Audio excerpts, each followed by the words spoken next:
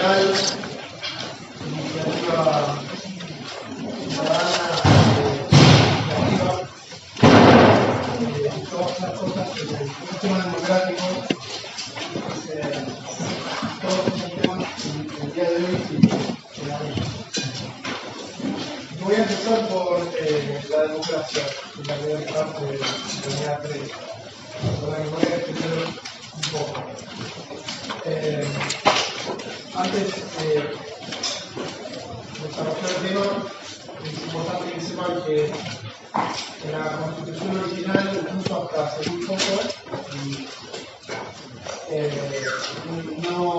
texto de la Constitución argentina no contenía la palabra democracia, el sistema democrático. Por razones que ahora voy a explicar que tienen que ver con la historia. Recién en 1957 se agregó en el artículo 14 bis a las organizaciones sindicales y se mencionó la necesidad de que estas estuvieran organizadas democráticamente. Cosa que hoy no sucede, pero bueno. Esa fue la primera vez que la palabra democracia aparece en el texto de la Constitución. Y ya en 1994, con la última reforma constitucional, en la parte normática de no bibliografía, ahí se hace expresa mención en varios artículos del sistema democrático, de la protección del sistema democrático, de los partidos como agentes democráticos del sistema. Y por supuesto habla de la protección del sufragio libre, universal, secreto y obligatorio. Como uno de los pilares de la noción moderna de democracia. Así que bueno, hoy en día la Constitución tiene en su texto la misma mención de la importancia de la democracia. ¿Qué es la democracia? Bueno, la democracia es un concepto que viene de larga data, que viene de la Grecia antigua, del siglo V antes de Cristo, y estaba fundado con una idea que hoy consideraríamos un poco bizarra para organizar un sistema democrático, pero la organización ateniense estaba clara en dos pilares en el acceso al poder. Uno era el sorteo de cargos públicos, porque se sorteaban los cargos. Tenían una maquinita, en realidad era una urna, tenían unas bolas y se sorteaban los nombres en unas casillas, y los que salían sorteados eran designados como jueces en organismos que no tenían nada que ver con los juzgados actuales, sino que eran juzgados populares de hasta 500 personas, o incluso creo que más que 500 en algunas ocasiones. Y luego también se sorteaban para ocupar el órgano de gobierno, que se llamaba el Consejo de los 500, que era algo así como el poder ejecutivo que planteaba la agenda de Atenas. Esa agenda se mostraba en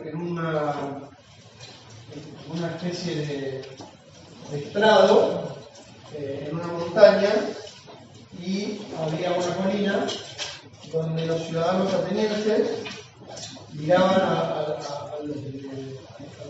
órgano de gobierno y votaban a mano alzada. Entonces ahí aparecen las dos claves del gobierno ateniense: sorteo de cargos públicos y votación directa a mano alzada de las propuestas del gobierno. Entonces, en esa época aparece por primera vez en el mundo, en la historia de la humanidad, la palabra democracia. Por supuesto, en Atenas había un montón de otras cosas, pero fue por primera vez en la historia de la humanidad una sociedad, una comunidad política se gobierna bajo un sistema así, tan distinto al conocido. ¿Cuál era el conocido? Era la monarquía. La monarquía puede resultar muy sofisticada, pero como órgano, digamos, como sistema de gobierno y de legitimidad del gobierno, es muy sencilla. Es uno que gobierna y el hijo. Hay una regla que dice el hijo varón, en esa época, es el que va a gobernar y va a seguir gobernando así, según la descendencia. No había manera de equivocarse.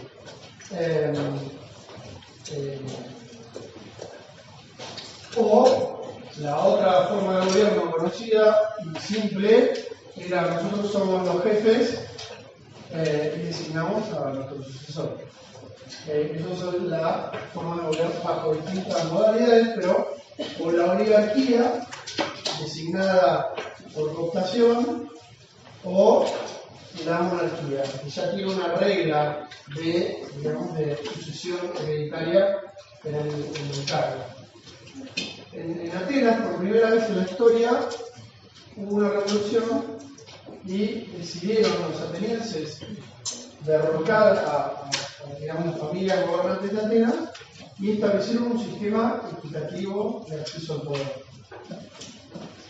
Equitativo en el sentido de que cualquiera podía gobernar, y de hecho todos gobernaban en algún momento de su vida, porque los cargos duraban muy poco. Por ejemplo, el cargo en el Consejo de los 500 duraba un año, era renovable por otro año más. Entonces todos los atenienses a lo largo de sus vidas iban a formar parte del Consejo de los 500. Y además, después, formaban parte de los tribunales populares. Entonces, incluso podía suceder que un año un ateniense forme parte del Consejo de los 500, al otro año sea juez popular y al otro año alguna otra magistratura administrativa, que también era seleccionada por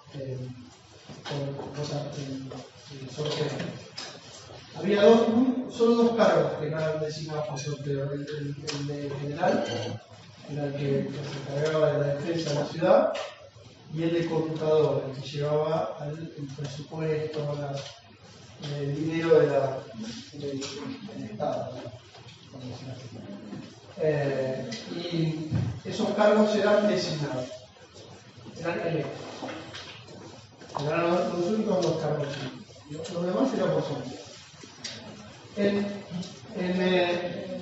Esa fue la palabra democracia por primera vez en la historia. Apareció ligada a ese nombre, a ese sistema particular de gobierno que no se reprodujo más en la historia de la humanidad. O sea, igual duró bastante, porque entiendo que duró como 300 años, apenas, no me acuerdo de la fecha. Así que fue bastante exitoso. Igual fue exitoso porque tenían unas fuerzas militares muy poderosas y armas muy poderosas. Pero no obstante eso, el sistema de gobierno en sí duró mucho tiempo y fue particularmente muy relevante para el pensamiento político y el resto de la historia. Bueno, la palabra democracia está ligada a ese, nace con ese, referida a ese sistema. No sé si no estuvieron. Luego aparece 1000 años después, en 1600, una digresión. El sistema de Atenas no tuvo parangón ni analogía en ningún lugar del mundo después, en la historia de la humanidad. Pero algunas repúblicas italianas del norte de Italia, como Florencia y Venecia, si bien eran sistemas oligárquicos, tuvieron algún acercamiento al sistema ateniense al instaurar la elección de magistraturas por sorteo. Pero no era por sorteo directo como en Atenas, sino eran sistemas mixtos, de sorteo, de filtrado de nombres por sorteo y después elección por parte de algunas familias que tenían derecho a elegir. Pero en todo caso, está bueno mencionarlo porque, digamos, el sorteo aparece en Italia, en el norte de Italia, en el siglo XVI. Ahí aparece Maquiavelo, en Florencia, justamente en la República Florentina, en esa época donde se instauró el sorteo en Florencia. Bueno, en 1688 aparece la Revolución Liberal Inglesa, que viene precedida de unas décadas de lucha de guerra civil. En 1640, en Inglaterra, decapitan a un rey. Ahí se instaura una república, la República de Tron. En ese periodo muy efervescente de la historia de Inglaterra, aparece un libro que se llama El Leviatán, de Hobbes, que es muy largo y muy importante, y dice un montón de cosas, pero básicamente la clave de ese libro es que cambia el foco de las bases de la legitimidad política, en el sentido de que para Hobbes ya no la legitimidad de un gobernante no proviene de la unción divina dada por un jefe religioso, como el Papa, sino de la promesa pública que el gobernante hace a sus ciudadanos y la promesa de los ciudadanos de obedecer. Promesa que se daba efectivamente en un pacto de un acto de vasallaje, donde los señores feudales de Inglaterra rendían, se postraban ante el rey y rendían obediencia. Y a su vez, los siervos de los señores feudales hacían lo mismo con eso. Entonces Hobbes dice que esa es la legitimidad, es el consentimiento. No era un consentimiento a punta de espada, no era un consentimiento libre. Pero lo interesante del punto del Leviatán es que ya la parte de la legitimidad proveniente de Dios queda completamente anulada. Y es el consentimiento la base de la legitimidad. Esto aparece por primera vez en Hobbes y es desarrollado en la Revolución Liberal Inglesa, o previo a la Revolución Liberal Inglesa, por John Locke, en el segundo tratado sobre el gobierno civil, que dice que el rey ni siquiera puede gobernar, aun cuando hayan rendido vasallaje los señores feudales, si no puede expropiar propiedades ni confiscar, ni siquiera poner impuestos sin el consentimiento mayoritario de los representantes de todos los propietarios de Inglaterra. Entonces ahí Locke le da una vuelta de tuerca a la idea de consentimiento y establece lo que se llamó el consentimiento por parte de los representantes. Y la idea de que el rey solamente podía tomar decisiones fundamentales sobre la propiedad, la vida de las personas, si tenía el consentimiento mayoritario de los representantes del Parlamento. Ahí aparece la palabra no taxation without representation. No hay impuestos sin representación pública. Y ahí nace, por primera vez, no por primera vez fáctica, sino teórica, en un libro muy importante, bien desarrollado, la idea de representación política y la idea de consentimiento expresado en el órgano fundamental de la soberanía popular, como había la soberanía de los hombres libres, que era el Parlamento.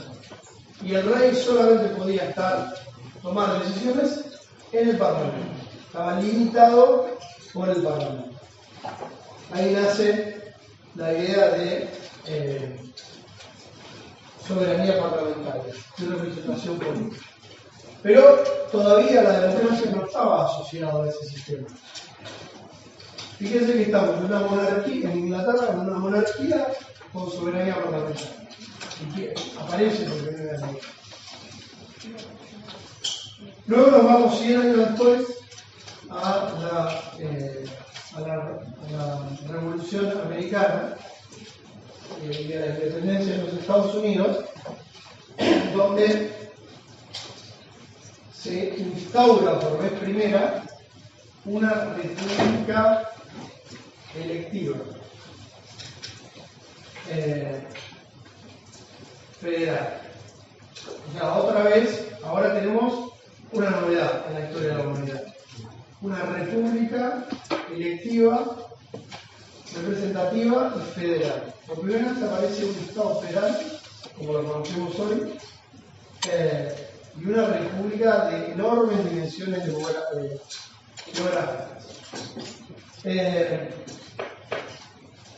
Y lo interesante de esto es que la república, el término república, aparece por contraposición al de monarquía. Y ahí tenemos, digamos, el sentido fundamental y técnico de la palabra república. República es el gobierno de la cosa pública, pero es un concepto antagónico, así nació, al de monarquía, al de sistema hereditario de gobierno. Y entonces la república nace ligada a un sistema de gobierno representativo por elección de representantes. Elección de representantes por ciudadanos con derecho a elegir. Entonces, tenemos, digamos, el concepto de república que nace bajo esa connotación semántica, como opuesto al de la monarquía. Sin embargo, y acá viene el giro verbal, que es importante, para que ustedes vean cómo la historia da vuelta. Por primera vez en la historia de la humanidad hubieron algunos estados, como Vermont, el estado de Vermont, donde se instauró el voto libre. Porque desde Inglaterra, desde la Revolución Liberal, y luego incluso algunos estados de Estados Unidos, recientemente independizados, establecieron el sufragio censitario. O sea, solamente los que tienen propiedades pueden elegir. Podrían elegir. O los que sabían leer y escribir, y solo hombres, blancos, no esclavos. Incluso yo les dije que había habido en el siglo XVI algunas repúblicas del norte de Italia, como Florencia y Venecia. Esas repúblicas tenían esas características, no era un sistema hereditario de gobierno, se elegían representantes, pero los que tenían derecho a elegir eran las familias nobles. Pero era un sistema de representación política electiva. En Estados Unidos se instauró una república electiva basada en la representación política, pero hubo, sobre todo Vermont, el primer estado del mundo que quita las restricciones a la propiedad. Y entonces cualquier persona tenía derecho a elegir representantes políticos. Además, lo curioso de este nuevo orden político es que los extranjeros podían votar. Porque de hecho todos eran ingleses o extranjeros que estaban en las colonias. Y entonces cuando se independizan, no tenía ningún sentido decir solo los americanos pueden votar, sino todos tenían derecho en ese estado a elegir representantes. Y además, otra nota curiosa de este estado en particular, lo que se llama Nueva Inglaterra, la parte de Nueva Inglaterra que es el norte de Estados Unidos, también tenían, instauraron en la reciente independizada Estados Unidos, sistemas de votación directa para la organización municipal. Entonces, las ciudades pequeñas, los pueblos, eran gobernados por mecanismos de democracia directa, donde el sheriff o el jefe, el mayor, como se llama, hacía propuestas y los ciudadanos que se acercaban votaban a mano alzada. Este sistema sigue vigente hoy en algunos pueblos del norte de Estados Unidos, en el norte sobre todo en la zona de Vermont. Entonces, ahí aparece una república electiva por representación política con unas notas raras, que es no había restricciones de propiedad y por primera vez en la historia. Y entonces, en 1830, 40 años después de la constitución la primera constitución de los Estados Unidos, hay un libro muy importante que es el de Alexis de Tocqueville, que se llama La democracia en América. Ese libro fue tan importante para el pensamiento democrático que hizo un giro lingüístico. De ahí en más se empezó a llamar democracia a algo parecido a lo que Tocqueville había visto. Entonces, Tocqueville había estado en el norte y el este, o sea, el noreste de Inglaterra, de Estados Unidos, en Nueva Inglaterra, y había visto el sufragio libre, masculino, pero sin restricciones de propiedad, y había visto que los ciudadanos se acercaban al Consejo Municipal y votaban a mano alzada. Y entonces él consideró y denominó ese nuevo sistema, basado en la igualdad de todos, democracia. Y lo llamó democracia en la América. Y ahí empezó un giro lingüístico que fue marcándose con el tiempo, y la palabra democracia dejó de referirse a un sistema organizado bajo el pilar del sorteo de cargos públicos y la votación a mano alzada, por un sistema de elección popular, libre, sin restricciones, de representantes políticos. Entonces, hoy en día, y aquí es todo este rodeo es para decir esto, hoy en día la palabra democracia moderna, si quieren, la idea de democracia moderna está anclada en ese sistema, en un sistema electivo de representantes políticos con estas características: elecciones periódicas, no puede haber una elección vitalicia, elecciones inclusivas, todos los ciudadanos adultos, y acá cuando digo el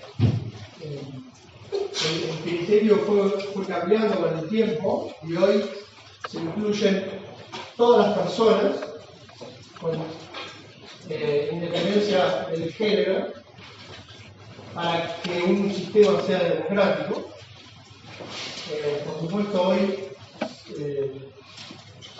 si una comunidad política restringe el voto solamente a los que saben leer y escribir, por ejemplo, deja de ser democrático. Ni hablar se restringe el voto, o sea, prohíbe el voto a las mujeres, deja de ser democrático. Porque el criterio de inclusividad hoy es mucho más generoso. No es universal, como parece ser, como a veces se dice, sufragio universal, porque hay restricciones, en función de la edad. Los niños no pueden votar. Y entonces, bueno, algunas restricciones hay. Los condenados con sentencia firme tampoco pueden votar. Entonces, son inclusivas, pero no son universales. No todas las personas pueden votar. Igual, no obstante eso, en el texto de la Constitución dice sufragio universal. Las elecciones son libres. Quiere decir que tienen que regir la libertad de expresión en el sistema para que ese sistema sea democrático. Si hay persecución de opositores, asesinato de periodistas, entonces, o cancelación de medios de comunicación, o censura, ese sistema no es democrático. Tienen que ser competitivas. Eso significa que tiene que haber al menos dos partidos políticos que realmente compitan por el poder. Si hay un solo partido político y es elegido, entonces no es un sistema democrático. Para que sea un sistema democrático tiene que haber competencia en el acceso al poder político. Por ejemplo, en Cuba hay elecciones, pero hay un solo partido político, que es el Partido Comunista. Y las elecciones son internas. Acá hay un tema que sería muy largo de explicar, pero cuando hablamos de competencia, tiene que haber competencia efectiva. Si la competencia es meramente de pantalla, o también ficticia, porque, por ejemplo, el partido de gobierno financia a un partido minoritario solamente para aparecer como que está compitiendo con otro, eso no es un sistema democrático. O cuando la hegemonía es tan brutal que no hay ninguna chance, ninguna perspectiva de que un partido pueda acceder y competir, tampoco es un sistema democrático. Por ejemplo, Formosa no es una democracia. El gobierno provincial de Formosa. ¿Por qué? Porque tiene capturado todo el sistema.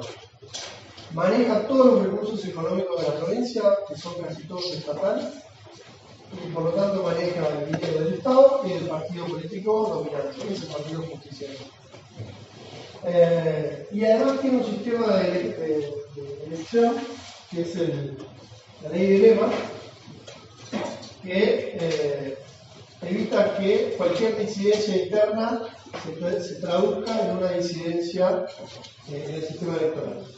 Entonces, todas las disidencias internas las canaliza internamente en las elecciones. Y eso hace que el sistema esté capturado por el Partido Justicialista, dominado por el gobernador chino y Franco. Ahí no hay competencia efectiva. O sea, ahí hay un partido único hegemónico. Más allá de que se presenten partidos opositores, pero no tiene forma de competir con eficacia. A menos que, digamos, no sé, la manera de tratar de romper ese sistema es complicado. Pero bueno, eso para que lo vean. Por supuesto, Rusia, que tiene elecciones, no es una democracia, porque ahí la libertad de expresión digamos, está completamente anulada, y porque hay un sistema hegemónico de partidos. Fíjense, por ejemplo, que en Rusia los cargos provinciales, lo que se llaman cargos provinciales, o los estados subnacionales, requieren del aval del presidente para presentarse a elecciones. Con eso captura todo el sistema del poder político interno en el territorio ruso. Además de que, por supuesto, maneja, el partido de gobierno maneja los recursos económicos que hacen que cualquier oposición no tenga ninguna expectativa de ganar. Luego, la quinta nota es que las elecciones tienen que ser igualitarias en un sentido de igualdad muy mínimo, que es una persona un voto. Cada persona vale igual a la hora de computar, digamos, el voto de cada persona vale igual a la hora de emitir un voto. Las elecciones tienen que ser transparentes, esto es una verdad legal, no tiene que haber manipulación en el cómputo de los votos, no tiene que haber fraude. Luego el séptimo es que tiene que haber pluralidad de fuentes de información, esto tiene que ver con la libertad de expresión, tiene que haber medios de comunicación plural para que un sistema sea democrático. Eso significa que tiene que haber medios opositores al gobierno. Es muy mínimo lo que se requiere en este rasgo o componente esencial de un sistema democrático. Tiene que haber medios opositores que tengan una audiencia bastante razonable.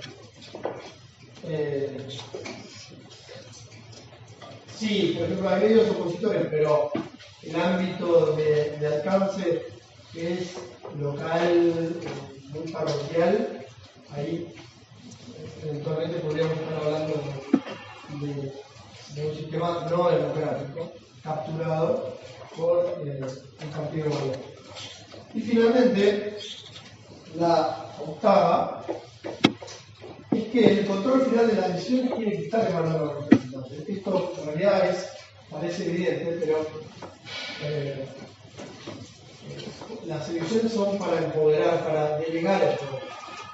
Se supone que los ciudadanos tienen la soberanía política original, bajo la filosofía que ilumina el pensamiento democrático.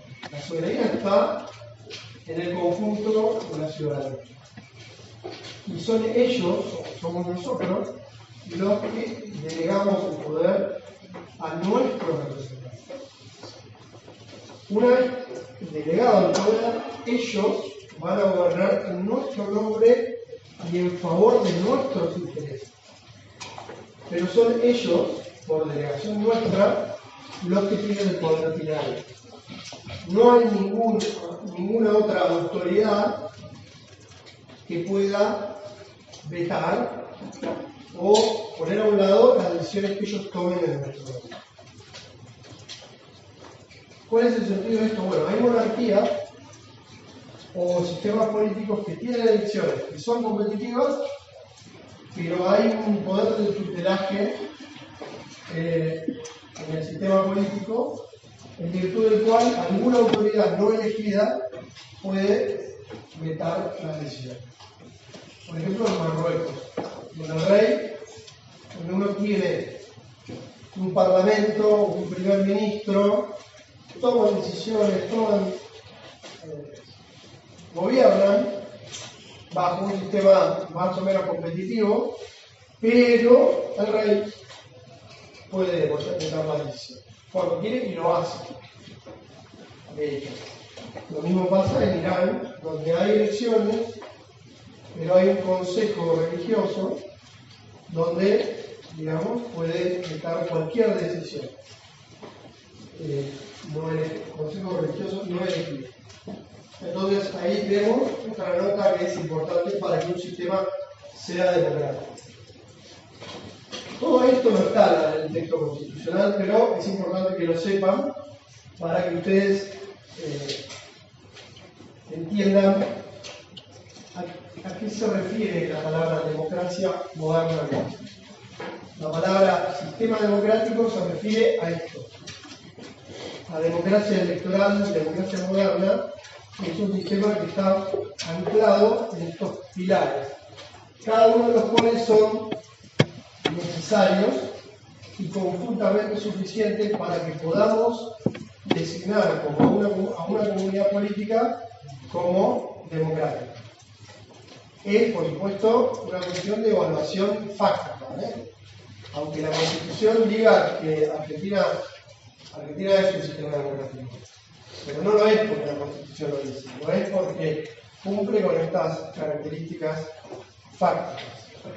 En todo caso, lo que la Constitución te pide es que organices la realidad de esta manera para poder acercarnos a la pauta normativa que te pide que esté organizada democráticamente.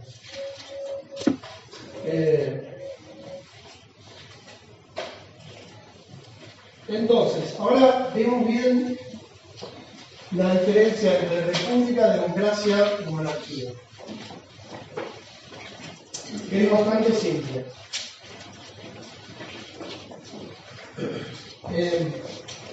Democracia es un sistema de elección de representantes políticos, como recién expliqué.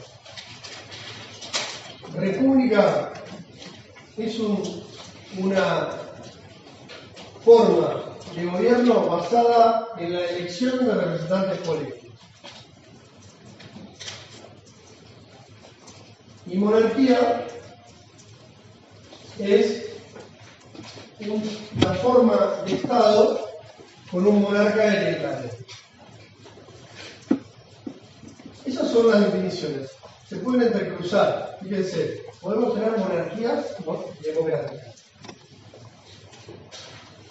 Monarquías democráticas serían aquellas en las que tenemos un jefe de Estado sin poder político, con funciones protocolares, o de embajador, digamos, de simbólica, pero gobierna el Parlamento elegido democráticamente. En monarquías parlamentarias democráticas tenemos muchas en el mundo, donde el rey no toma decisiones en política de relevancia. Monarquías parlamentarias democráticas son las que conocen: Reino Unido, España, Noruega, Suecia, Canadá, Nueva Zelanda, Holanda,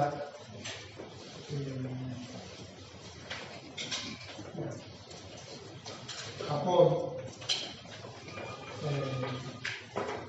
Entonces, luego tenemos repúblicas democráticas y no democráticas. Repúblicas democráticas son repúblicas elegidas bajo sistemas de elección de representantes políticos que no cumplen con el sistema democrático. Rusia es una república, pero no es democrática. ¿Se entiende?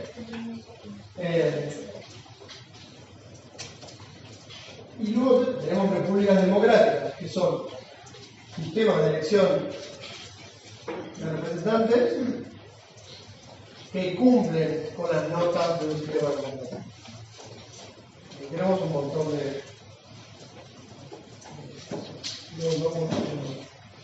muchas. Y luego tenemos, bueno, eso, yo creo que ahí está la clave de la diferencia entre las tres características, las tres conceptos que se pueden entrecruzar. Tenemos monarquía. Lo que no puede haber es monarquías republicanas, eso no, porque son conceptos antitéticos. Pero puede haber monarquías democráticas y no democráticas, y repúblicas democráticas y no democráticas. Ambos conceptos se pueden mezclar.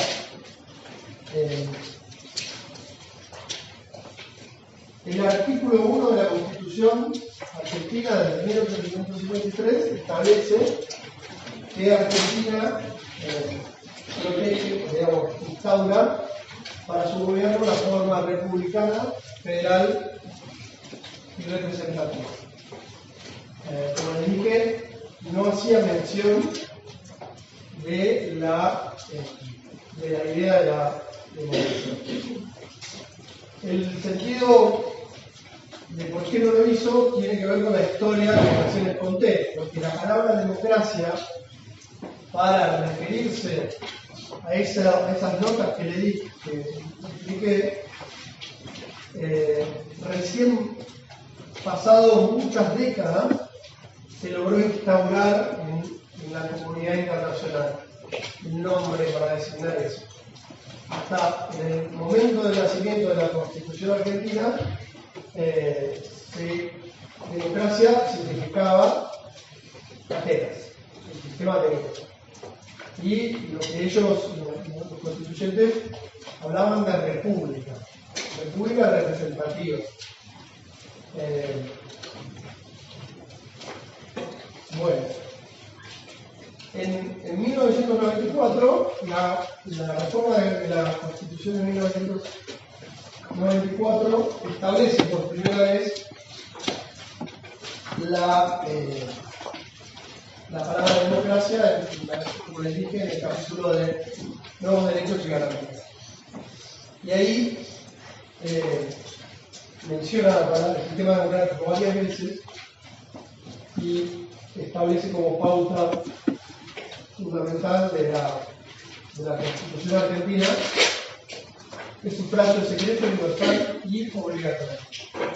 Quiero hacer una digresión respecto de esto, porque el carácter obligatorio es un tema complejo y polémico. No todos los países del mundo no todas las sociedades que son democráticas tienen sufragio obligatorio. Y es polémico que tenga que estar constitucionalizado. En todo caso. El sufragio obligatorio nace en Argentina con la ley Sáenz-Peña y se tomó como nota, digamos, singular del sistema político argentino de allí en adelante. Sin embargo, no es esencial al sistema democrático. El que parece ser esencial es el carácter secreto. Y es esencial el carácter secreto del voto porque evita la manipulación, las presiones, las amenazas y la compra de los votos. Evita o al menos reduce muy significativamente. De hecho, cuando en los estudios de ciencia política, cuando se analiza el surgimiento de los sistemas democráticos de la historia, nacen ligados al voto secreto. Pero el voto obligatorio no parece ser esencial a un sistema democrático. Y de hecho hay buenos argumentos para pensar que no lo es. Yo, por ejemplo, pienso que no debería ser obligatorio. Pero esto es una discusión que por ahí nos extenderíamos demasiado. Porque se lo voy a dar la razón principal. Porque, digamos, uno como ciudadano tiene el deber de votar con información. Tiene el deber ético de votar con conciencia, con información, y tratando de elegir el mejor representante. No tiene el deber de votar. O sea, uno no tiene el deber ético de votar. De hecho, uno tiene el deber ético de hacer lo mejor para la comunidad, pero no el deber de votar en sí, digamos, vacío de contenido. Y entonces, la obligatoriedad del voto hace que aquellos que no se lo toman en serio vayan a votar por obligación. Y establece un deber de participación política sin el correlato de responsabilidad. Entonces, es verdad que tiene otros efectos aspectos que pueden ser, para algunos, contrabalancean ese problema. Por ejemplo, como que es más equitativo en la distribución de quienes van a votar. O sea, cuando uno analiza los que van a votar bajo sistemas obligatorios y los que van a votar bajo sistemas voluntarios, en los sistemas obligatorios el 80% de los ciudadanos van a votar y en los sistemas voluntarios llegan como mucho al 60%, 50%, 60%, a veces hay hasta un 30%, lo cual es muy poco. Entonces, los que defienden el voto obligatorio dicen, bueno, es mucho más igualitario el voto obligatorio porque también las personas con menos ingresos y menos educación van a votar. Y esto también es verdad. Entonces, bueno, ahí está el balance de las dos cuestiones. Digamos, de las dos razones para pensar. Pero en todo caso, la pregunta que yo creo que hay que hacerse es si vale la pena constitucionalizarlo. A mí me parece que no debería estar en la Constitución el carácter obligatorio. Debería dejarse a las provincias con regulación libre. Está bien. La forma territorial de Estado. El artículo 1 de la Constitución establece para el gobierno de la Nación de Argentina la forma republicana representativa y federal. Y entonces recepta lo que se llama la forma de Estado federal. Ustedes saben que la palabra Estado hace referencia sobre todo a la forma de organización territorial de una comunidad política. ¿Cómo se organiza territorialmente el territorio? Hay dos notas centrales de lo que es un Estado. La palabra Estado hace referencia a toda asociación política en un determinado territorio que detenta el monopolio de la fuerza en ese territorio. Eso es la noción mínima de Estado. Una comunidad en un determinado territorio bien demarcado donde alguien tiene el monopolio de la fuerza. Entonces el Estado está referido a esa idea mínima. Pero la palabra Estado moderno, lo que se llama Estado moderno, agrega a esa nota mínima la idea de una burocracia profesional extendida en todo el territorio. Una administración pública profesionalizada, sometida a reglas jerárquicas y a reglas de procedimiento, extendida en todo el territorio. Digamos, es como algo así como que tiene por supuesto que ver con la modernidad y el surgimiento del contractualismo, donde la razón, la idea de racionalidad en el ejercicio del poder. Y esa racionalidad se organiza a través de una burocracia formal, regulada por reglas generales, con organización jerárquica de mando en un territorio específico. Y eso es un poco la idea de Estado moderno. ¿Qué se quiere? Pero hay en esta forma, en lo que es el Estado, hay tres, en realidad hay cuatro o más, pero hay tres que son fundamentales, tres nociones fundamentales que hay que tener en cuenta para que ustedes comprendan qué significa un Estado federal. Y es la distinción entre Estado federal, confederación, el carácter unitario del Estado. La confederación es un pacto entre Estados soberanos de protección mutua, protección militar, en virtud del cual se delega a un Estado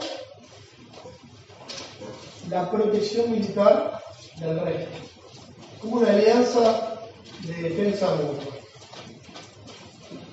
En Argentina, o sea, en el territorio que hoy es Argentina,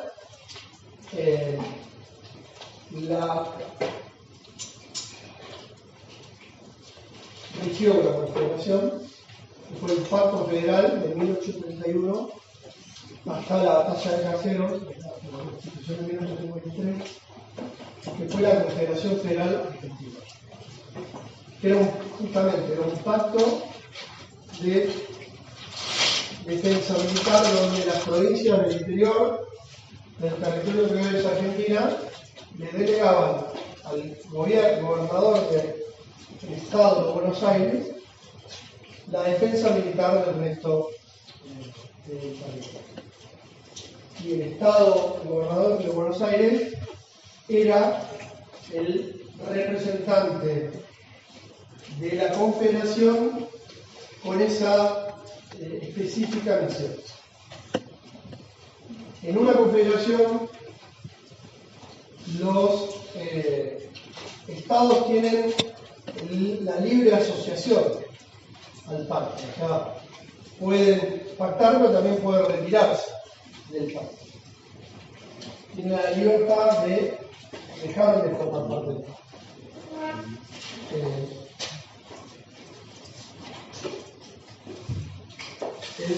El Estado unitario, en cambio, es una forma de organización territorial donde hay una autoridad política central que tiene competencia en todo el territorio, en todas las áreas.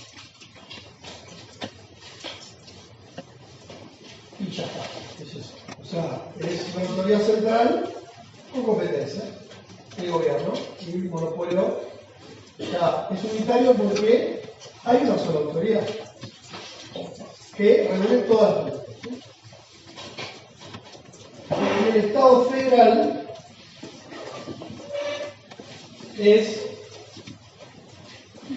un Estado donde hay una autoridad central con competencias taxativamente limitadas, delegadas por los estados que forman los estados subnacionales, que dejan de tener soberanía suprema en todas las cuestiones y delegan algunas competencias a un Estado central. Competencias que van más allá de la defensa militar. Y eso es, digamos, las notas fundamentales de un Estado federal. Hay un pacto originario de Estados que eran originariamente soberanos, que deciden consentir en una constitución, ya no en un pacto interestadual, sino firmar una constitución con representantes que representan a los ciudadanos de esos estados, no a los estados, la delegación de competencias taxativas a una autoridad central. Y por el principio de reserva establece que se reservan todas aquellas competencias no delegadas a un Estado, a la autoridad central. El primer Estado federal, bajo estas características, es el de los Estados Unidos, que fue el país que inventó el Estado federal.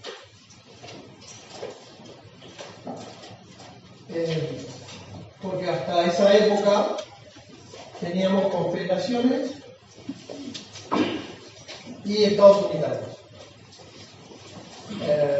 La idea de un Estado federal bajo estas características tan singulares Ahora las tomamos como algo normal, como algo que nos parece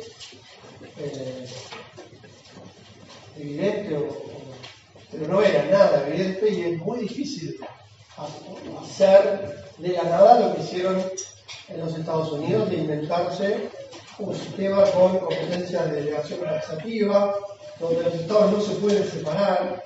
Una vez que firman el pacto, digamos, la Constitución, ya no hay libre asociación de los estados. Y competencias delimitadas de gobierno.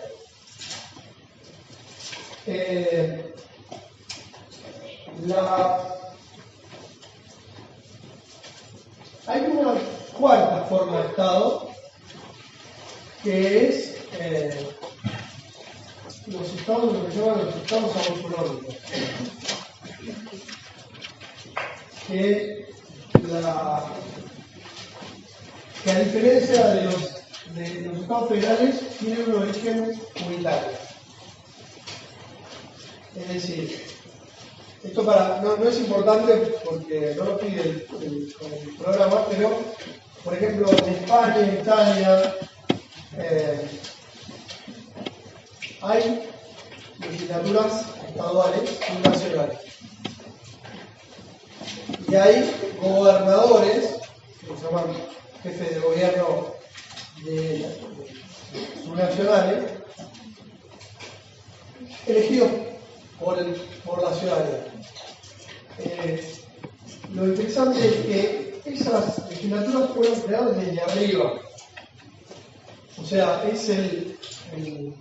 no hubieron comunidades preexistentes con soberanía que decidieron bajo un pacto unirse y aprobar una constitución con competencias taxativas, sino que es la autoridad central la que crea los estatutos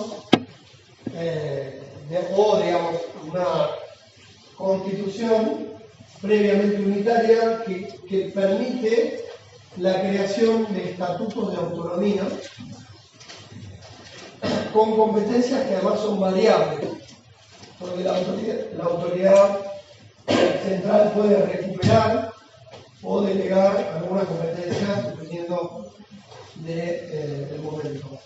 La variabilidad de las competencias de los estados autonómicos es mucho más amplia. Y de hecho están siempre negociando las competencias. En cambio, en los estados federales hay más taxatividad de las competencias, porque el Estado, la autoridad central, tiene las competencias taxativas que figuran en la Constitución y las provincias, toda la reserva, todo lo que no está delegado en la Constitución. Igual, luego lo vamos a ver, hay competencias que se pueden delegar en algún Estado federal. Por ejemplo, en el artículo 5 de la Constitución dice que los estados provinciales tienen que asegurar la educación primaria. Nada. Eso es lo que dice la Constitución. Bueno, históricamente la educación primaria fue provincial y la educación secundaria y universitaria fue nacional. Una competencia que por defecto asumió que era nacional. Sin embargo, la Constitución no prohíbe a las provincias, o sea, la organización de la educación secundaria y universitaria. Solamente manda a regular la educación primaria. Eso significa que esa competencia puede ser concurrente, y de hecho lo es. Porque la organización, la educación universitaria puede estar organizada bajo una esfera nacional, como esta universidad, o bajo una esfera provincial, como la UCI. Otra cosa es que si eso es eficiente, económicamente viable, es otra historia. Pero en términos de lo que permite o no Constitución, la educación secundaria y la educación universitaria es una facultad concurrente, porque no prohíbe a las provincias regular. Por lo tanto, podrían regularla y de hecho lo hacen. Esto es la diferencia entre el Estado unitario. El Estado unitario, el Estado federal y confederal.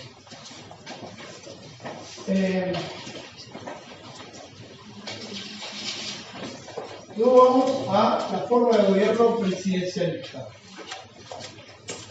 que es una nota central. Estamos en el artículo 1 de la Constitución. O sea,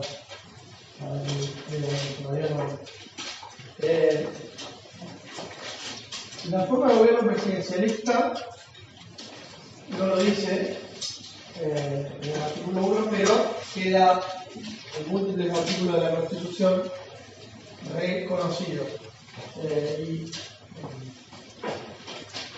Digamos,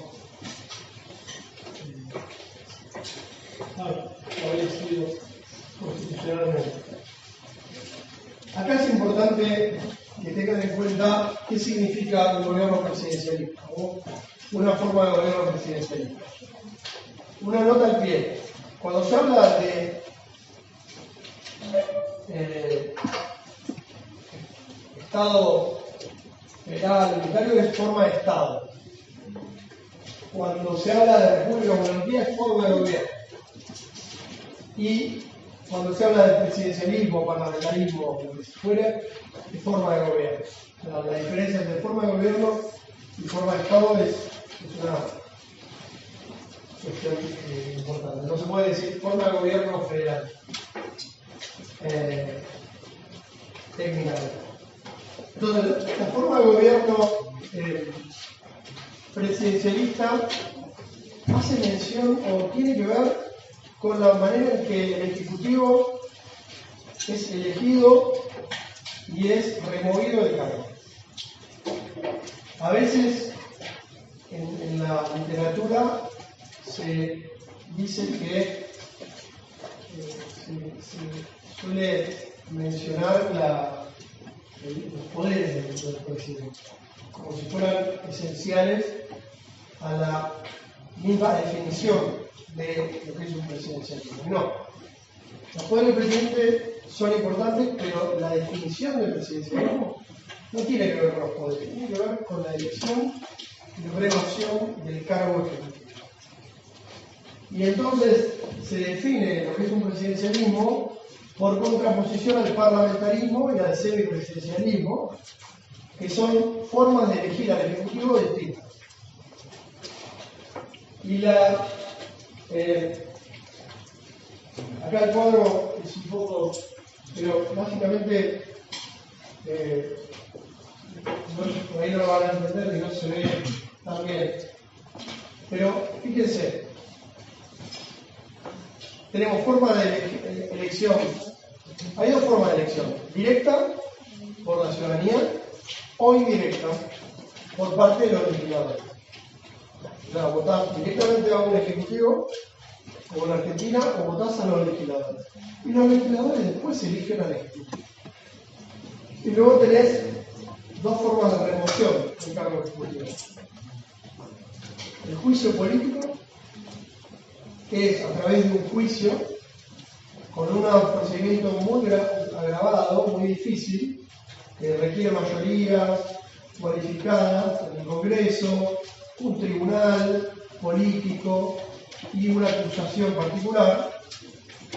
Y luego tenés la otra, la remoción política, que es reunir la mayoría de votos en la asamblea y poder remover al ejecutivo. Esas dos notas, o sea, de elección y remoción, las cruzás y te salen todas las formas de gobierno. Por ejemplo, el presidencialismo es voto directo al ejecutivo y remoción por juicio político. Eso es el sistema presidencialista. O sea, un sistema presidencialista en el mundo se caracteriza por elegir directamente al presidente, se llama así presidente, técnicamente, y el presidente solamente puede ser removido por juicio político. Por eso decimos que en América Latina solo hay presidencialismo. No hay parlamentarismo.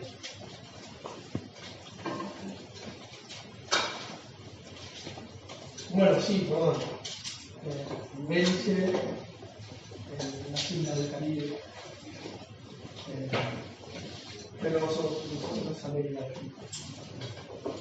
También pertenece al mundo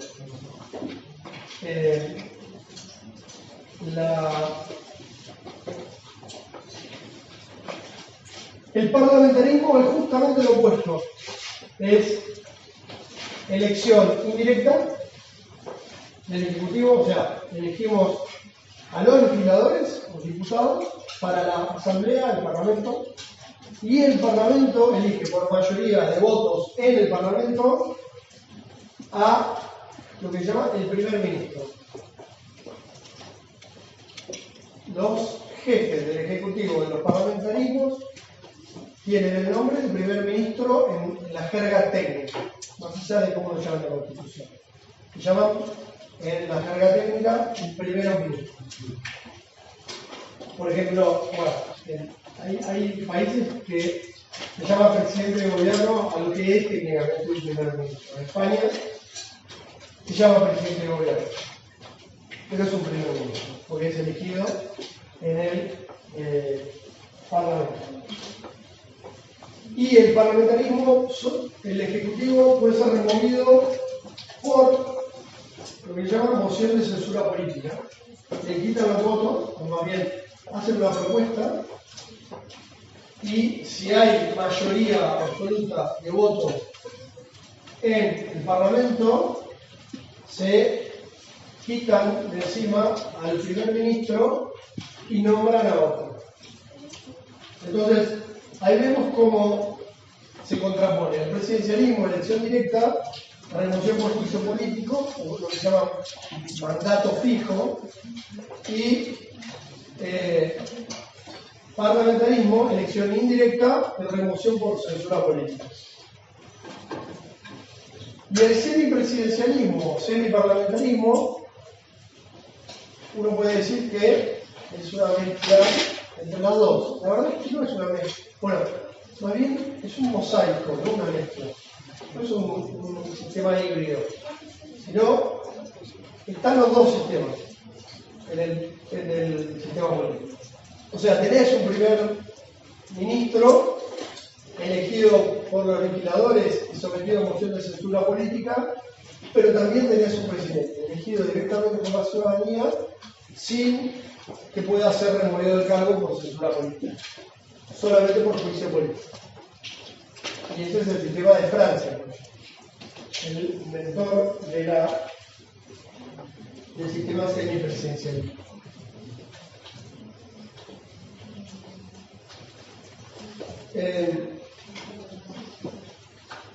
Y luego están los híbridos, que son cosas muy tan singulares que ni vale la pena mencionarlas, pero podríamos pensar en elegir directamente al Poder Ejecutivo y someterlo a la moción de censura política.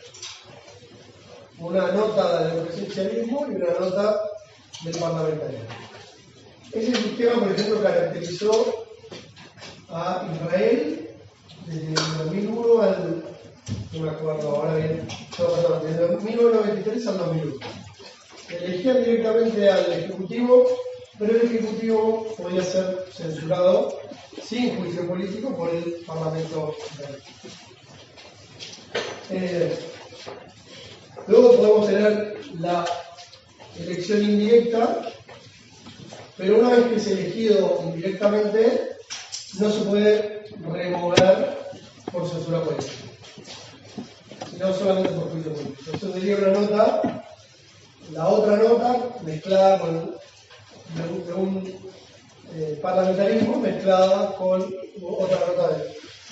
Ese sistema híbrido, por ejemplo, caracteriza a Suiza, donde el Ejecutivo de Suiza es elegido por el Parlamento suizo, pero una vez que es elegido, se llama Consejo de Ministros, son 9 ministros que rotan por año, todos los años hay un presidente nuevo, no pueden ser removidos por censura política por el Parlamento.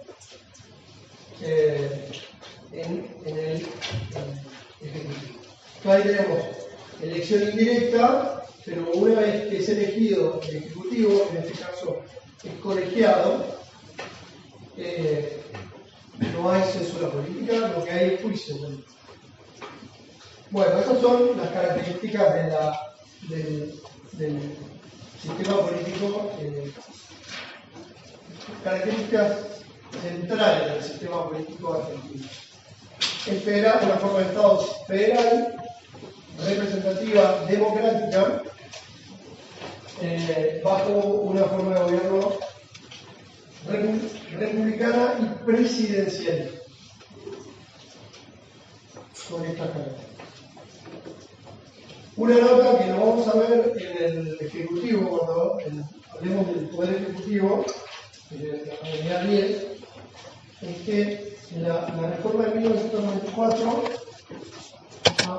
intentó parlamentarizar el sistema político argentino, pero quedó a medio camino.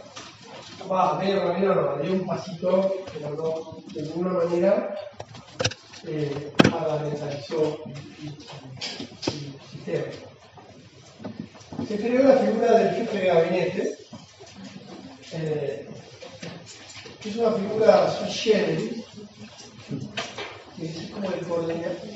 Encima está, a mi juicio, confusa la redacción, porque entra en tensión con las facultades del presidente, porque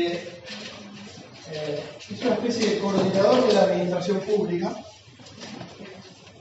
y jefe de la administración pública, pero el presidente también es jefe de la administración pública. Entonces, ahí hay un problema de colección de autoridad, que en la práctica se resuelve fácil porque el presidente nombra al jefe de gabinete y si entra en tensión o en conflicto con el presidente, lo remueve. Entonces, pero en el texto constitucional no se sabe bien quién es el jefe de la Constitución, de la administración pública. Pero además tampoco se sabe bien cuál es el papel del jefe de gabinete respecto de los ministros. El jefe de gabinete, la palabra dice, es el jefe del gabinete, es el jefe. Bueno, no, o sea, aunque lo diga, no es el jefe es el presidente, es el que nombra a todos y los puede renovar. Así que la idea del jefe de gabinete no se corresponde con la realidad política de los verdaderos incentivos de quién es el jefe. El jefe es el presidente, aunque la Constitución diga que. Pero esto en la práctica también se ha visto que es fuente de tensiones en el gabinete porque hay conflicto entre el jefe de gabinete y algunos ministros que no quieren seguir las órdenes que les da el jefe de gabinete.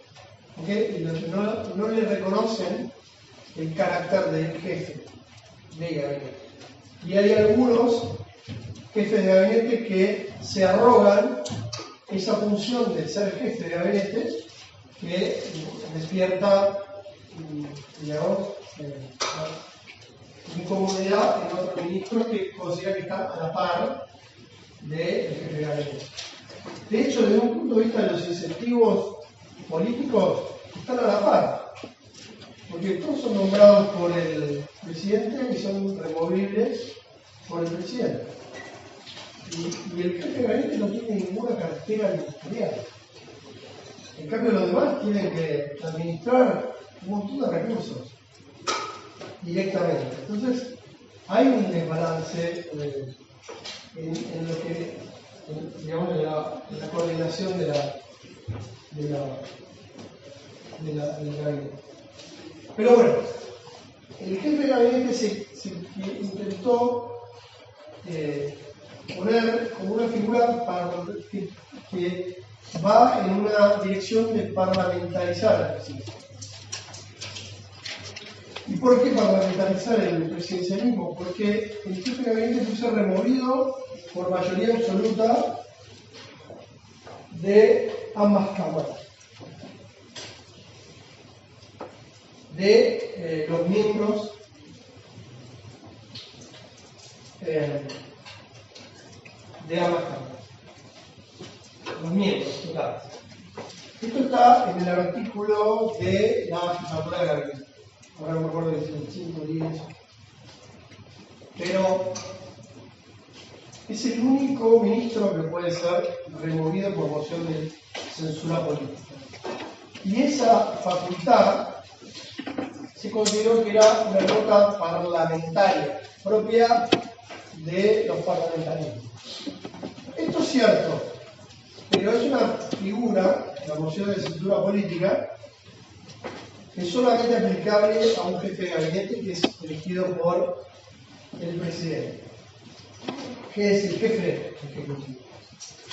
Y además, en las censuras políticas de los parlamentarismos, salvo en algunos puntuales, como en Italia o en Australia, donde efectivamente tiene que pasar la censura política por ambas cámaras, en los parlamentarismos hay una sola cámara que es la que ejerce la censura política.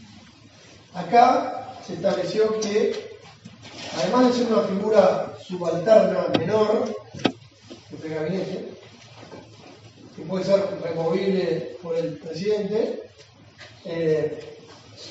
tiene que pasar por ambas cámaras la censura política. Y bajo el sistema político argentino, eso es muy difícil de lograr. Entonces, y además, los efectos de esa censura política son completamente inocuos. Porque imagínense, digamos, la votación de un jefe de gabinete, que es una figura subalterna, tiene que pasar por ambas cámaras, lo remueven y el presidente del otro día nombra a otro del mismo tenor político, de la misma, quizá más polémico que el jefe de gabinete que movieron, y él sigue tomando decisiones y administrando. En la práctica, la idea de la moción de censura política cayó en desuetudo, no se va a ejercer nunca, porque se contempló para una figura que no es muy importante. Podría ser importante si el presidente decide que lo fuera, pero el poder político está en el presidente. Entonces, esta idea de moción de censura política del jefe de gabinete es una forma, digamos, rara de parlamentarizar o introducir una nota parlamentaria. En la práctica tiene uso de dudo que lo vaya a tener. Yo siempre, a mí se me ocurre pensar que algún día un presidente podría alguna vez formalmente decir lo siguiente.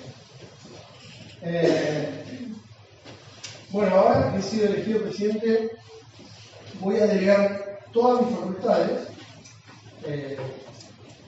delegables, bueno, todas las de la administración pública, al jefe de gabinete. Y al jefe de gabinete lo voy a nombrar si el Congreso me presta el asentimiento, de una manera informal.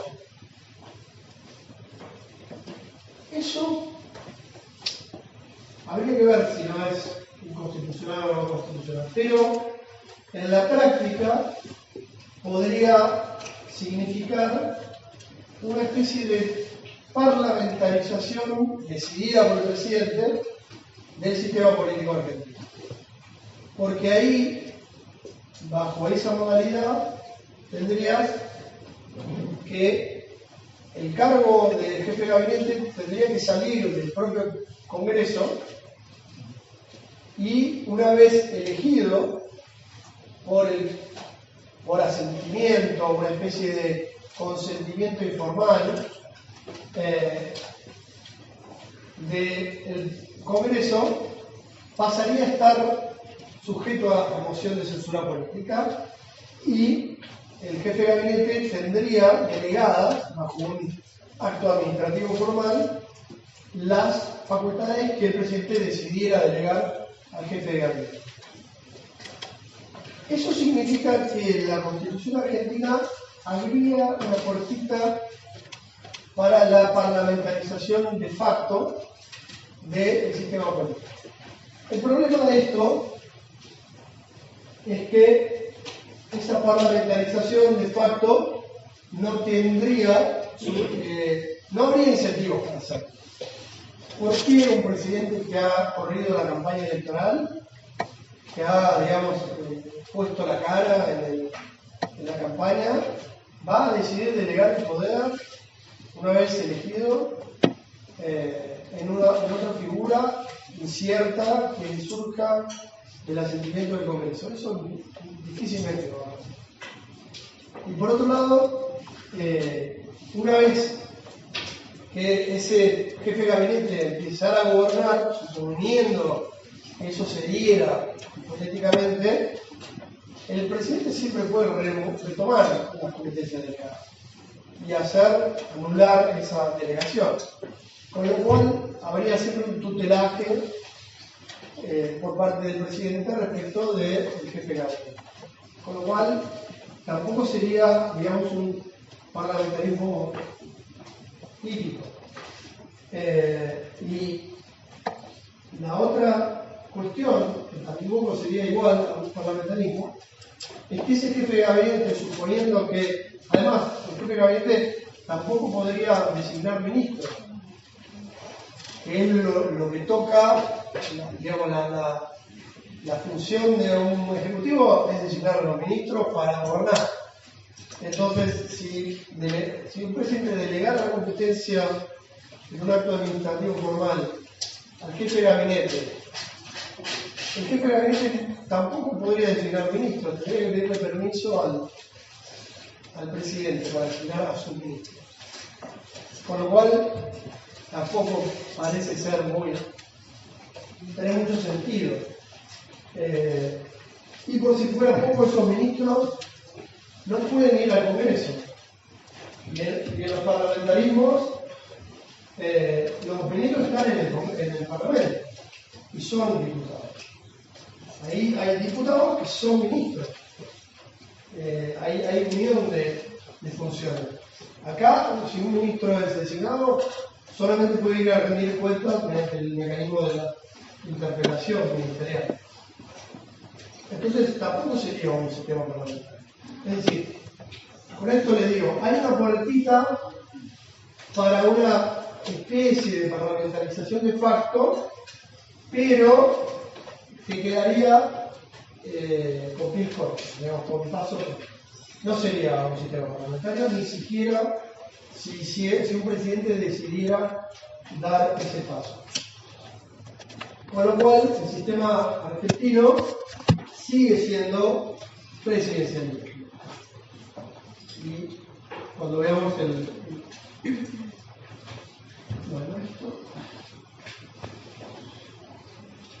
voy a terminar con este tema que es democracia semidirecta. Está formas semidirectas de democracia, está en la unidad.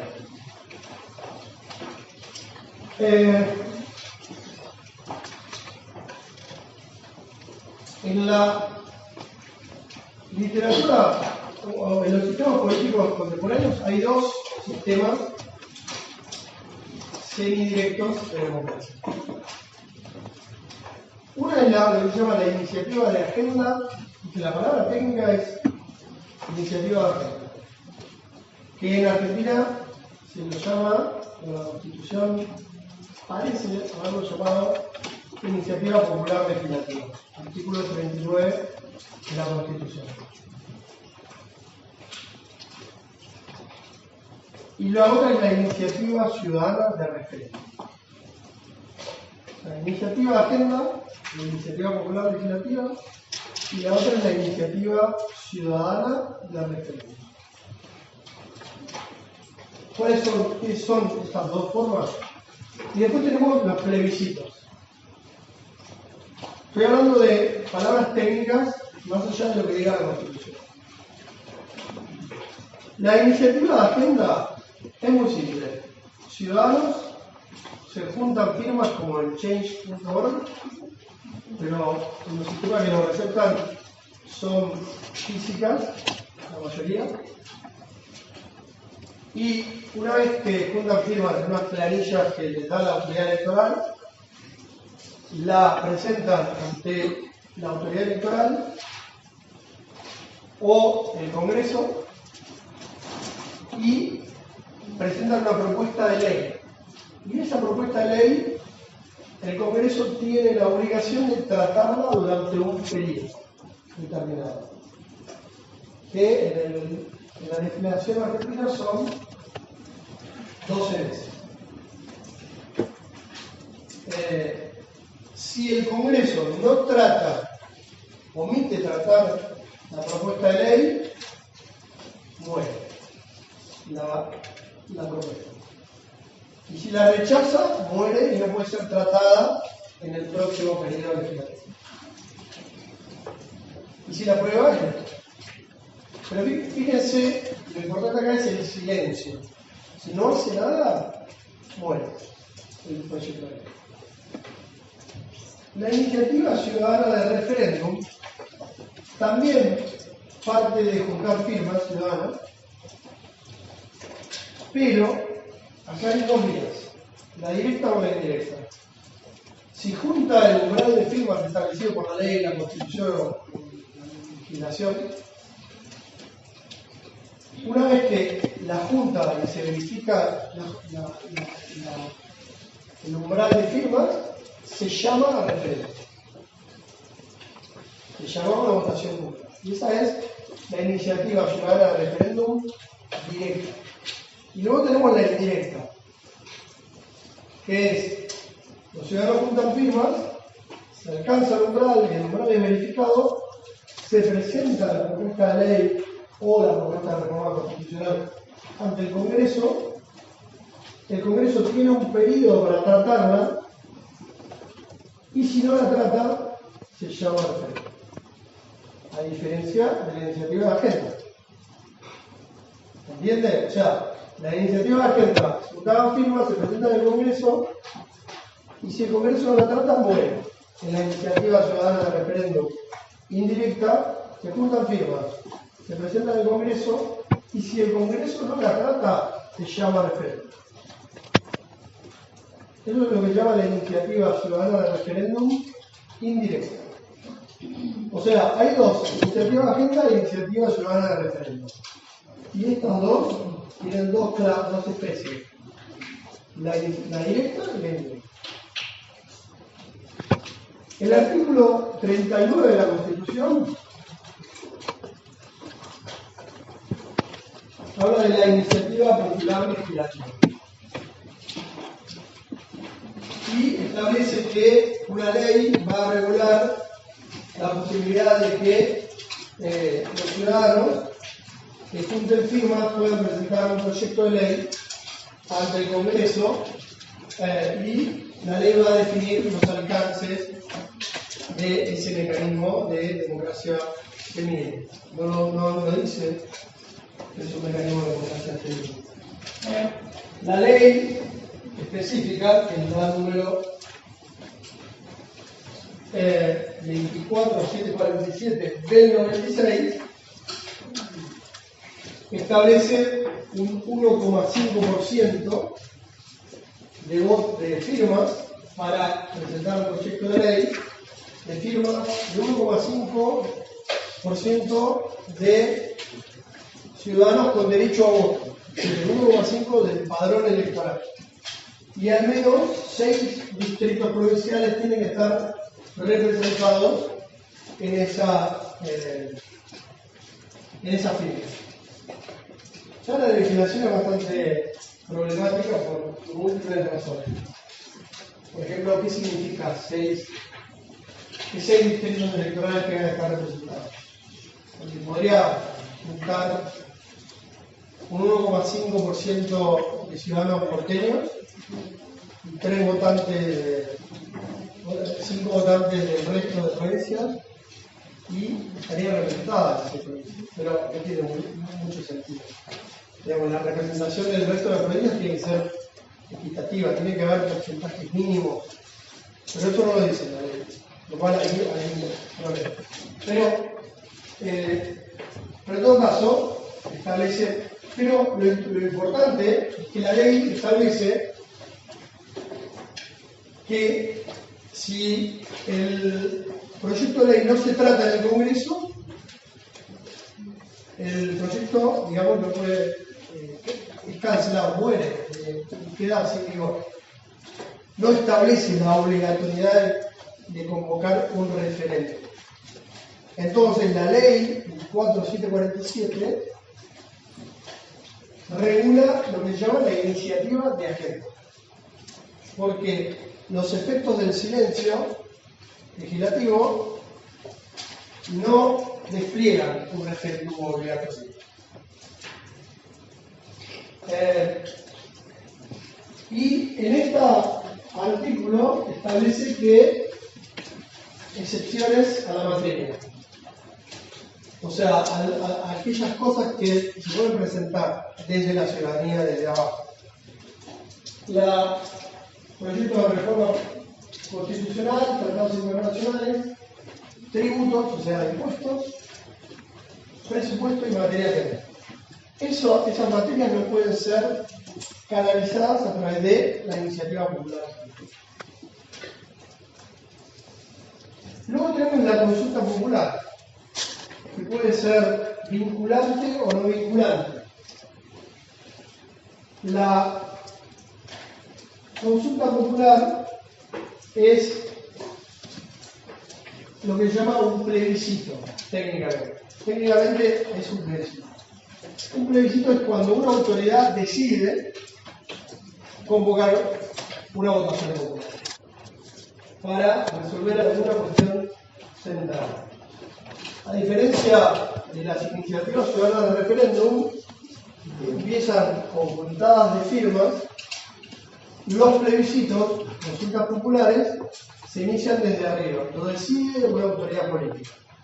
Y por eso tienen un aura populista, plebiscitario, porque la autoridad política siempre tiene margen para manipular que convocar a votación popular, a consulta popular. Y a veces lo puede hacer para, digamos, poner en conflicto a otras ramas de gobierno, o para perpetuarse en el poder. Entonces, los plebiscitos tienen una tendencia a la perpetuación del poder plebiscitario del Ejecutivo. Pero bueno, son un arma de doble filo. En realidad, toda delegación de poder es un arma de doble filo siempre. Pero en este caso, digamos, el control está en manos de la autoridad política. A diferencia de las iniciativas ciudadanas de referéndum que tienen que atravesar un proceso de juntada de firmas ciudadanas. Ahí el control no está del todo en manos de la autoridad política.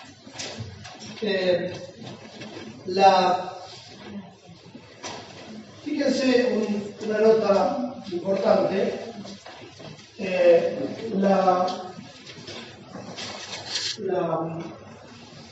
cuando es vinculante, la consulta popular tiene que ser aprobada por mayoría absoluta de los miembros. Cuando es no vinculante, es aprobada por mayoría absoluta de los presentes.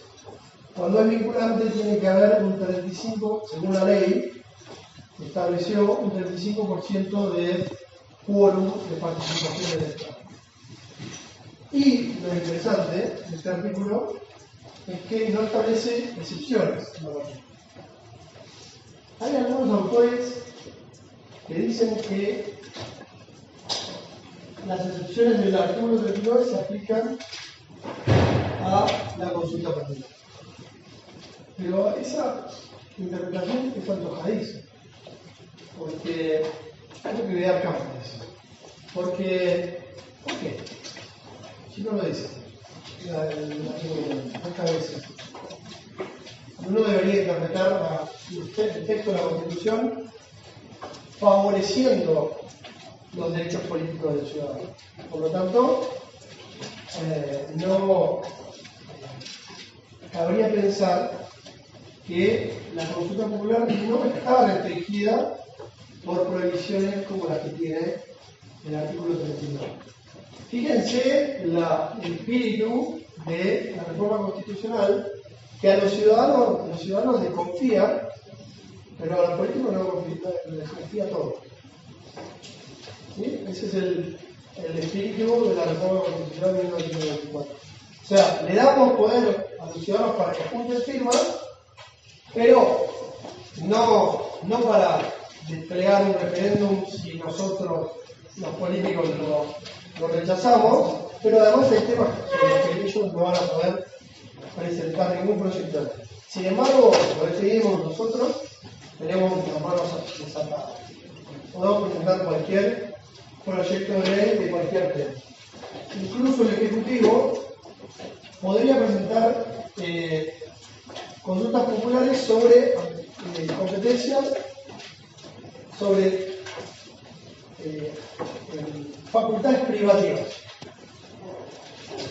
de su propia competencia. Cuando habla de facultades privativas, está pensando en facultades privativas, por ejemplo el indulto. Y de hecho, el origen de este artículo se debe a Menem, que tenía pensado, después de la reforma del Pacto de Higos, indultar a los militares y someterlo a consulta popular. Entonces, el indulto en materia penal, entonces pensó que una consulta popular debía estar liberada de esas restricciones. Y se le dio la facultad de hacerlo. Bueno, y ahora el último punto. Estas son las dos formas semidirectas de democracia que tiene la receta de la Constitución argentina.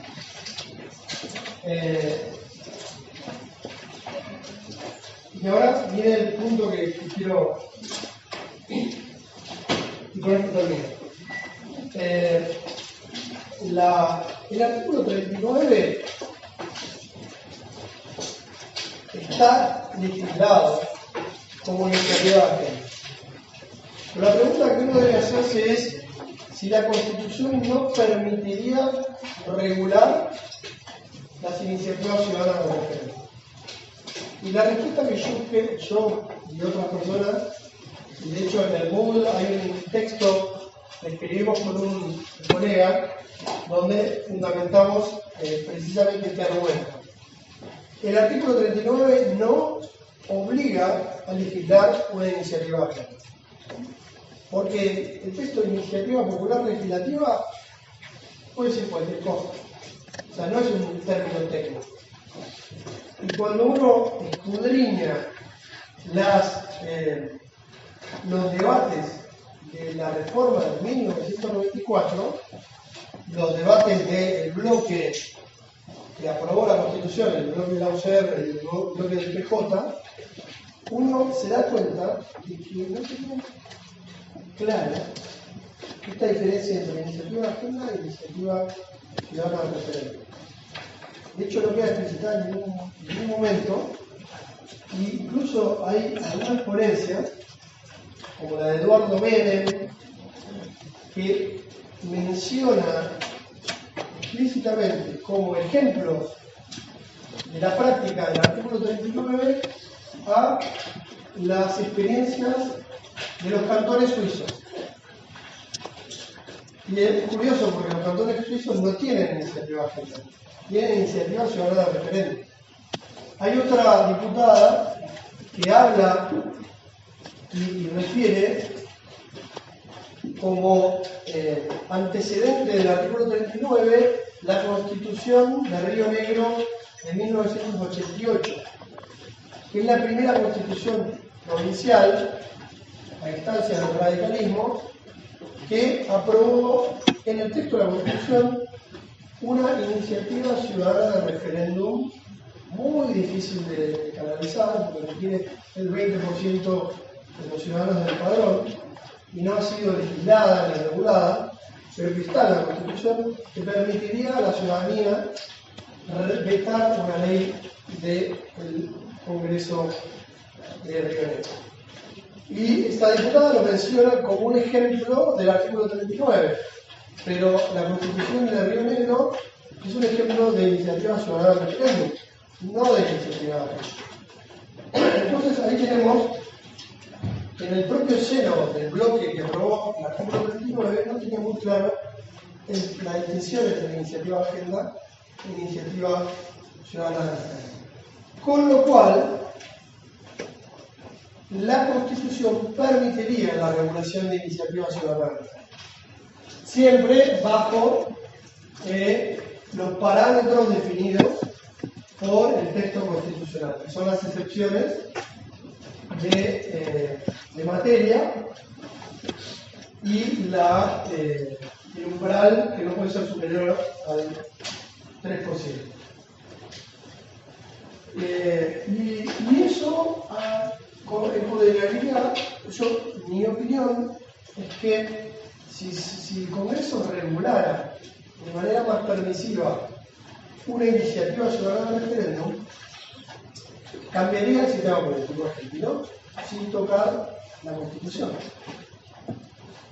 Con una ley que regulara simplemente la iniciativa ciudadana de referéndum, transformaría radicalmente el sistema político, porque los ciudadanos podrían empezar a presentar leyes que, si son rechazadas en el Congreso, se convocaría referéndum. Como en Suiza, como en Uruguay, como en California, como en Italia. Entonces esto transformaría la dinámica de los partidos políticos con los ciudadanos. Porque los partidos políticos ahora tienen que empezar de verdad, tendrían que empezar de verdad a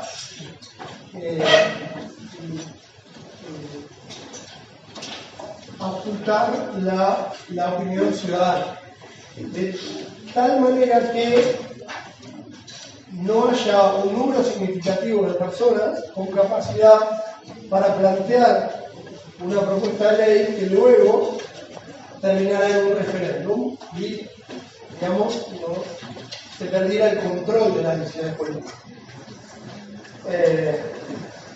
Y eso es perfectamente posible, es legislable, cambiaría el sistema político sin tocar la Constitución. Y con esto termino.